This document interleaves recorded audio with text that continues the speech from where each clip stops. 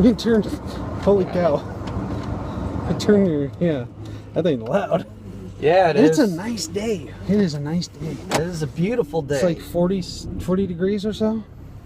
45. 45. In this garage. Ah! That hurt. That ruined the experience. No, it added to it. Oh god, that's bright. The bright light. Oh fuck! I'm still going in reverse. It'll be easy not to look at the camera because I'm trying to drive. Yeah. So I won't have that issue. So hopefully that'll stay there this time. Yeah. I got to lean. Well, as long as you don't hit too many bumps. This is one big bump, but other than that. No! Damn it! Oh, my face! Oh, my hair! We have no equipment for this, by the way. No! I'm just propping my phone up. And he's hitting every pothole he can find. I avoided that one. So we're going to get your check. Yep. A check from your job. The job that you work. Yeah. It's how we sustain our channels. Indeed. Yeah. Well, that and buying the cheapest game you can find when it's on sale. Yep. You're kind of just like in the very bottom corner now. Sorry. No, can't help it. So, yeah. So we were talking, we're going to go get something from GameStop. Oh, yeah. Apparently there's a promotion that I was unaware of where you can actually get Mew. Yep. And we're like 12 years old, so we want Mew for our Pokemon games. I was going to get it right when it came out, February 1st. Mm-hmm. But as it turns out, that's my girlfriend's birthday. And I asked her about it. She's like, no, you're going to spend the whole day with me. You're not going to GameStop. Yep. I wish I had a smartphone with that app so I could do the whoosh with the app. The whip noise? Yeah, they do it on Big Bang Theory. It's funny. Oh, that's funny. But that could just be any sound effect. Yeah. But yeah, man, Pokemon, holy crap, dude. I was in, I want to say, grade school, like 6th grade at latest. Had to have been at least 9. Yeah, I was like 4th or 5th grade. It come out on Game Boy. And I think I had watched the show first. I think the show came out in America, and I just kind of was like, this is the greatest thing ever, I want it now. And so I made my mom buy me, for 1 year, both Red and Blue. So I had both Pokemon Red and Blue, because I thought it was 2 different games. Well, kind of. I mean, you had different Pokemon in it. But yeah, it was awesome, you know, and we all had our, you know, everybody was playing it. You know, I may tell you something right now, don't mean to interrupt, that can also rock your world. Not just that Mews coming out, but they're re-releasing the older red, blue, and yellows. Yeah, like an HD version. Mm-hmm. Which, it's like, good lord, Pokemon. Cash cow, just milk it, baby. Yeah. I mean, I would. I'll probably buy one of them, but nonetheless. But anyway, back in those days, also at the same time, very popular was the NWO, if you watch professional wrestling at any point. So we started doing this thing. We called it the PWO, the Pokemon World Order. We were such little nerds. And so we did this, and we all had like our own guy. I was Charmander, because naturally, if anyone knows me, I kind of have a temper sometimes, for the dumbest reasons. And don't urge too much, brother. So yeah, we kind of had our own Pokemon, you know, as our mascot or whatever, and I chose Charmander.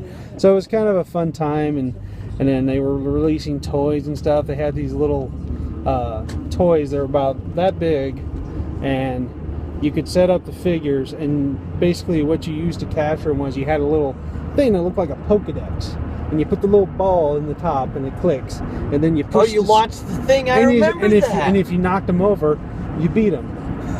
And they had their own little pogs or little discs, you know, and all that stuff.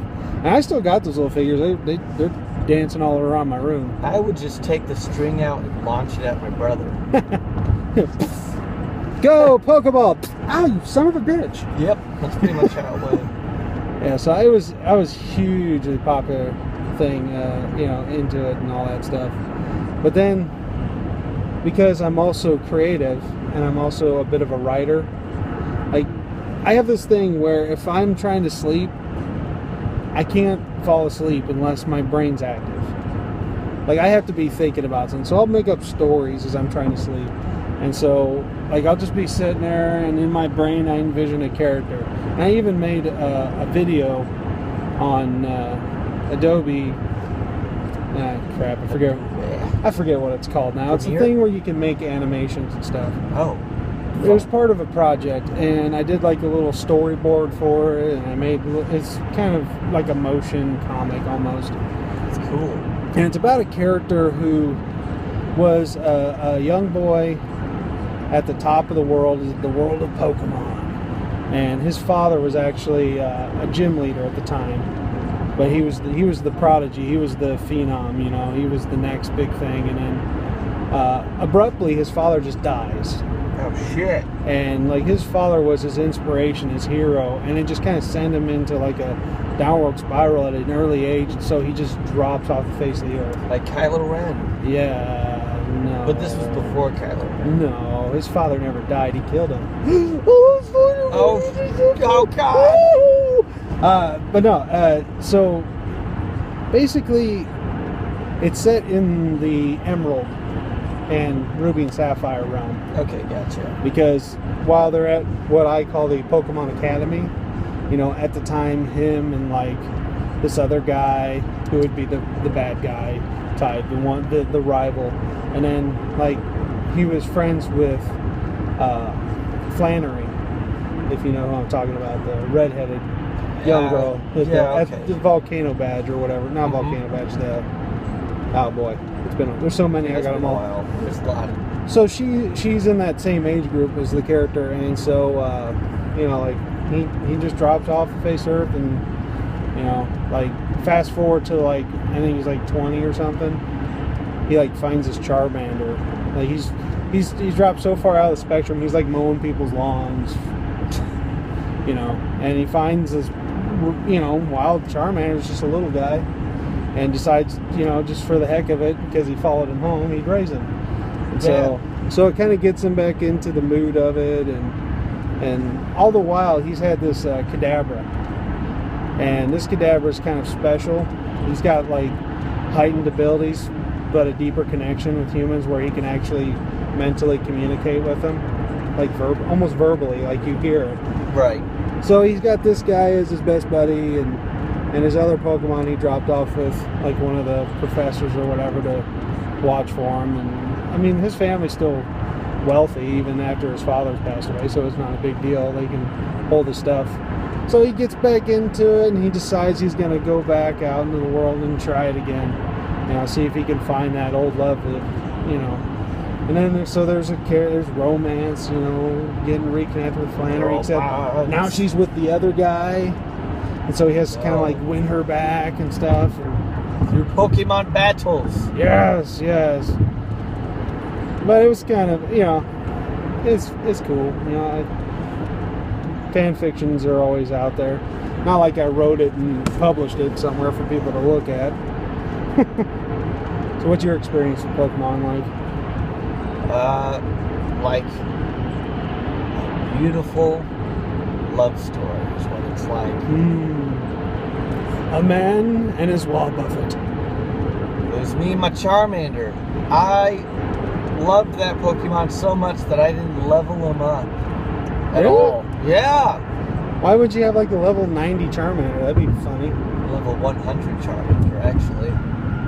Took him. Oh, you mean you didn't evolve him? Not at all. Oh, okay. When you say you didn't level him up, I thought you meant like you never trained him. Like, no, I don't want to change him. I did. Just like with Pikachu and Ash. Yeah, I know, that's kind of one of those things. It's always like, oh man, Charmander and Squirtle are so adorable.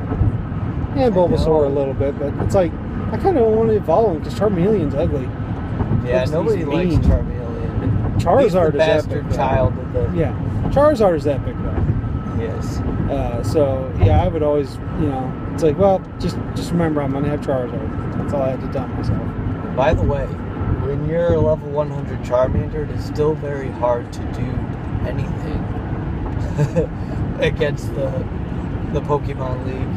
It was very difficult to win still. Yeah. But I did. There you go. That was always the thing. You know, it's like, oh, you train up, and then you... Oh, even worse than that, you know, the whole, you know, saving your game and starting over. Oh, God. You know, is when you, like, go for the legendaries. Because I remember as a kid with a Game Boy. I don't think I was that smart. At church. Oh, yeah. During a youth thing, and I'm like sitting there trying to catch Articuno. I got like 60 Ultra Balls, and I'm just like, I'm gonna get him! And it's like, oh, I killed him again! Turn it off, turn it back on. How's he frozen? Yeah. It's like, oh man, he killed all my guys. I ran out of Pokeballs or any number of things, and then finally that moment when you go, you're desperate. It's like, you scream, ah! Make a huge scene, and then everyone at your church group is just looking at you. Yeah. There's a reminder on your screen. Pick up your check. We're doing that's it. What we're doing. God. No, yeah, we're good. It's like Heat's over, Barry. Yeah. So, I mean, growing up, that was the thing. I mean, and then to get all three of them, and then Mewtwo, it was like, Mewtwo. Yeah, like in that song would come on for Pokemon, to be the best, you know. Be the best. Gotta get your mother. Pokemon. Yeah, and it's like you get into that mindset. And I actually had all 150 once. Really? Yeah. Wow. A buddy of mine also had the game, and I was like, hey man, you gotta trade me these guys. But you had both games. I did, but only one Game Boy. I guess that's true. So basically it was like, dude, you gotta help me out. Had to use the linker connector thing. Yeah, the link cable. Oh man, Yeah. that's some dial-up stuff right there. Oh yeah, it was awesome. Because I think one of the most bullcrap things to force you to do trades was the whole like Gengar and Golem and Alakazam. You had to trade Kadabra to somebody else and then have them trade him back to you. You know, what if that person said, no, I like your Alakazam, I'm gonna keep That's him. why you trade with people you trust. Yeah. Do you ever really fully trust your friends in that situation? Well, I let you in my house. So And there's I said in that situation. Don't trust your brothers because they'll delete your game as soon as you get it, probably. they don't understand the concept of what you're trying to do. So even when you make a new game and stuff, and then you trade back and forth, he gets all pissed because he's wondering why he's getting Pidgeys and Spearows. And then the next thing you know, you're in an argument and your Mew is being traded through the link, and then he turns it off. And then Mew is lost forever. I won't forget that because somehow I had friends cheat for me to get Mew because that's what you had to do back in the day. There were no events. Yeah, how are you supposed to get him the regular way? Honestly, I had no idea. Because it was that whole legend of the truck, and I tried it so many times. The truck thing is bull crap. I think you had to run around and I think it was only a blue version. I don't remember. I suppose with the internet. I mean, I've seen the truck. I've been next to the truck. I've tried to use strength on it and everything and all that stuff. And I just never understood it. And the missing go, that was the coolest thing ever. Oh, yeah, but that would ruin your game. But Well, that's why you gotta like use them to get like a billion rare candies and then throw them away. yeah, but you never really catch them. I just ran into them. But even then, like your Hall of Fame, it would be all distorted, like disturbed, I never had that. bastardized Pokemon. Oh yeah, you beat the game. I've done it a couple times. I don't ever recall saying that. Maybe look back into the Hall of Fame PC and they'll be like, Mon. It's basically what it was. They were like crying for help, like, oh God. Well, I didn't experience that. I think you're just on crack. No. Crack cocaine. It's true, man. Anyone who knows, like and subscribe. Yeah. So this is my workplace. Yeah, we're here. We won't say what it is out loud, so. It's a place where you do things. All I could say is you could gamble here. Yeah, that's that narrows it down. Does narrow it down. Well, actually, in the state of Illinois, you can gamble everywhere. So technically, I mean, I gambled this week. I won $40. Well, no. Yeah. I won my money back and $23, which was great. I bowled so bad. I was like, you know what? I'm gonna gamble. I'm gonna punish myself. Let's do it. I'm gonna put money in this machine, and I'm gonna just hit the bid button and just go, and then finally went, oh, I won money. Hooray! Yeah. I know it says no parking here, but it's fine. I'll be right back. You can keep rolling or not. I don't know. Nah, that's it for us. All right. Maybe we'll get one on the way back, or we'll just do one some other time. Yep, sounds good. All right. Yeah. Well, see you next time. See ya. Bye.